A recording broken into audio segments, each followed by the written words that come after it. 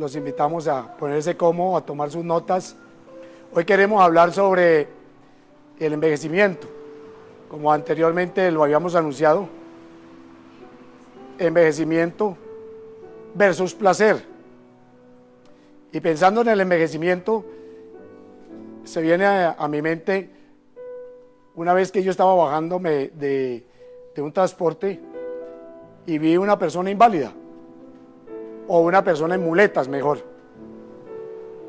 y lo pasamos de largo, pero con mi hijo nos detuvimos un momento a comprar algo y resulta que en ese momento que nos detuvimos, esa persona nos alcanzó y yo me quedé mirándolo y solo por los ojos lo saqué. Era un amigo que había pagado servicio militar conmigo en las Fuerzas Armadas, y ese amigo tenía su cara totalmente envejecida, los mismos años míos, pero tal vez una expresión de unos 10 a 15 años más. Nosotros nos envejecemos y cuando nos envejecemos empezamos a intentar maromas. Entonces nos ponemos pepino, ¿verdad? ¿Cuántos han intentado colocarse algo en la cara para la pategallina que le llamamos? Entonces empezamos a echarnos todo tipo de cremas, y aquellos que venden cremas del Mar Muerto, entonces tienen un cliente seguro, ¿sí? Y nosotros nos preocupamos en la parte externa del envejecimiento, porque ahí es donde se refleja, pero realmente el envejecimiento no se produce en su efecto, la causa es interna.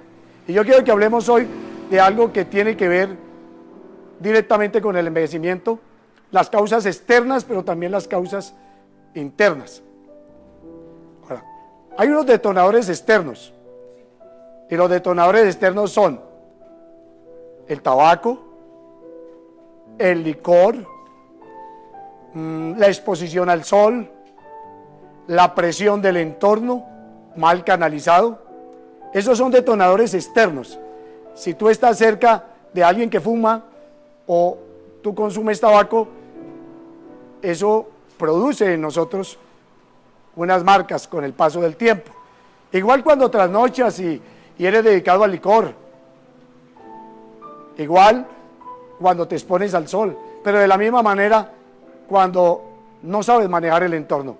Hay un corredor o un automovilista mejor, llamado Juan Pablo Montoya, colombiano. Muchos no lo quieren porque dice que es prepotente, pero yo lo admiro por algo muy particular. Juan Pablo Montoya es capaz de manejar bajo presión. Una vez pasó en una curva Schumacher, 7 veces campeón del mundo, y Schumacher como campeón, su orgullo fue herido y él quería estar detrás, tratando de volver a pasar a Juan Pablo Montoya. Ese día con ese carrito en comparación al Ferrari, ese día Juan Pablo Montoya pudo quedar de primero y de segundo Schumacher. ¿Qué pasaría? Lo que pasa es que Juan Pablo Montoya pudo manejar con la presión. No todo el mundo hace lo mismo, pero ese es el camino que nosotros necesitamos, poder controlar la presión. Pero ahora, esa presión viene a nuestra vida y nosotros tenemos que canalizarla. ¿Y en qué manera la canalizamos? Esa puede producirnos a nosotros algo que se llama estrés. El estrés es el detonador interno. Si bien el alcohol, si bien el tabaco, si bien la presión, si bien la exposición al sol son detonadores externos, hay otros detonadores internos y uno de ellos es el estrés. El estrés como detonador interno dispara algo que se llama el cortisol o la hormona del cortisol y la adrenalina, y sube los niveles y afecta el organismo. También irrita la piel. Entonces la gente le empiezan a salir cositas por aquí. ¿Sí han notado? empiezan a salir carachitas y entonces empieza a tratarse ahí, a echarse las goticas, y estaremos haciendo lo mismo que echándonos la crema. Estamos tratando el efecto, no estamos tratando la causa, porque la causa real es el estrés, que es el detonador interno. Ahora, irrita la piel e impide que las células se oxigenen, provocando entonces muchas marcas, particularmente en la piel. Ahora, frente a eso, a ti y a mí no nos va a servir el arsenal de ningún amigo, por judío que se parezca, y por cremas del mar muerto que traiga. No nos va a servir. ¿Por qué? Sencillamente porque tu cerebro y mi cerebro no son un ordenador. Nosotros hemos comparado el cerebro humano, lo hemos comparado con un computador, y no es igual. El computador es un ordenador, tu cerebro es selectivo, y hay una gran diferencia. ¿Qué quiere decir con selectivo? Que no es lógico, que no es secuencial, sino que de acuerdo a la experiencia que hayas tenido en el contexto de tu vida, de acuerdo a esas experiencias, él se acostumbra a seleccionar. Él dice, frente a esto, aquello, frente a esto otro, le aplico esto. Él toma rutas, escoge rutas de acuerdo a la experiencia del contexto que haya tenido. En la experiencia de la vida, todos nosotros hemos visto personas que en la experiencia misma de la vida dejan todo para lo último. ¿Conocen a alguien que deje todo para lo último?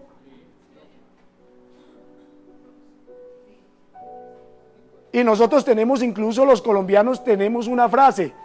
Cuando nos ponen una cita, nos preguntan, ¿hora qué? ¿Colombiana o inglesa?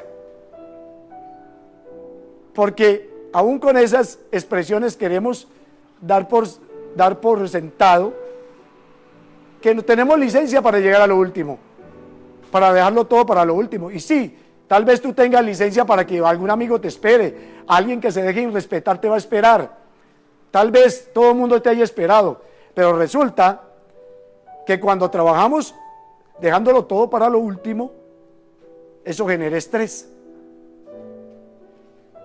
Por lo tanto, después vamos a verlo con pepino en los ojos, prematuramente, con cremas, porque le salió la pata de gallina antes de tiempo. Porque antes de tiempo se nos puso el cabello blanco. Marcas de envejecimiento, marcas de estrés.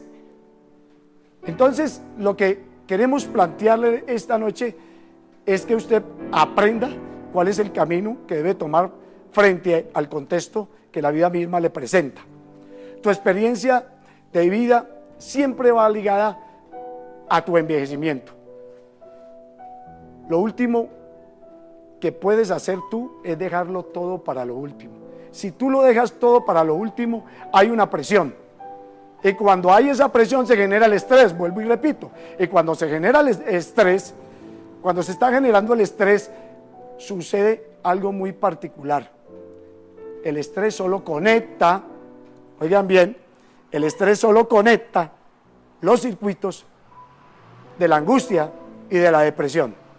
No hay otro circuito que se conecte con el estrés. Hay ansiedad, paso previo al desaliento, que es manifestación de depresión, tensión, que es manifestación de estrés. Ahora, ¿por qué? O cómo, mejor diríamos, ¿cómo podremos salir y manejar la vida sin estrés y hacer que esto se voltee en favor nuestro? La actitud de éxito es básica y fundamental en este proceso. El éxito como actitud produce un efecto que se llama el efecto ganador. En estos días, nuestro director técnico de la Selección Colombia ganó un partido con Venezuela. Y resulta, mis queridos amigos colombianos, que fue a jugar con Brasil y cambió el equipo. Y hay una regla, que pudiéramos decir una regla de oro en el fútbol: equipo que gana, alineación que gana, no se toca. No se toca. ¿Y por qué no se toca? Porque cuando las personas tienen éxito, se produce el efecto ganador. Y el efecto ganador es como una droga. Si con el estrés tú activas el cortisol, que produce daño para el organismo humano, con el efecto ganador, con el éxito activas el efecto ganador, y el efecto ganador activa la dopamina, y la dopamina se conecta con el circuito del placer, el mismo circuito, oiga bien, el mismo circuito que trabaja o que usa la cocaína, y el mismo circuito que usa el sexo, porque es el circuito del placer, por ahí viajan. Entonces cuando tú estás activado con dopamina, producto de un efecto que se llama el efecto ganador, ¿qué va a suceder? Que se van a activar unos circuitos, y esos circuitos son los circuitos de la creatividad, el circuito de la innovación, el circuito de la inteligencia, el circuito de la memoria. Tal vez ustedes han visto a sus hijos, o usted como estudiante, usted ha notado que cuando usted deja para estudiar a lo último, se estresa. Y si se estresa, se le va la capacidad de memoria. El neocórtex no funciona de la misma manera que la memoria inmediata. No funciona de la misma manera. ¿Por qué no funciona? Sencillo. Esta bombilla o esta lámpara está encendida aquí. Pero si tú hundes el interruptor de la sala, pues se va a prender la sala. No se va a prender aquí el auditorio, porque no está por el mismo circuito. El cortisol va por el circuito de la angustia y de la depresión. El efecto ganador va a activar la dopamina, y la dopamina como neurotransmisor va a activar, oiga bien, va a activar el circuito de la innovación, de la creatividad. Por eso los creativos, como el pibe Valderrama jugando fútbol, como Atino Asprilla y muchos otros buenos jugadores, esos jugadores usted no los ve estresados. Usted ve estresado a un defensa que no sabe cómo va a parar a Neymar, a Messi, pero usted a Messi no lo ve estresado, al pibe Valderrama no lo ve estresado. ¿Cuál es la razón? Porque ellos están jugando con placer, y como están jugando con placer, entonces eso hizo que se produzca la dopamina suficiente, y se hundió el interruptor del circuito de la creatividad, de la innovación, de la inteligencia. Entonces dicen, ¿el creativo es inteligente? Pues claro, tú y yo también podemos ser inteligentes, tú y yo podemos ser creativos, tú y yo podemos innovar. Las personas creativas en las empresas las tienen sentadas y las tienen ganando bien. Ellas no están preocupadas, ellas no están estresadas, porque si estuvieran estresadas no podrían, óigame bien, no podrían ser creativos. ¿Está clara la idea? No podrían ser creativos, no podrían innovar. ¿Con qué actuarían? Con el reptiliano.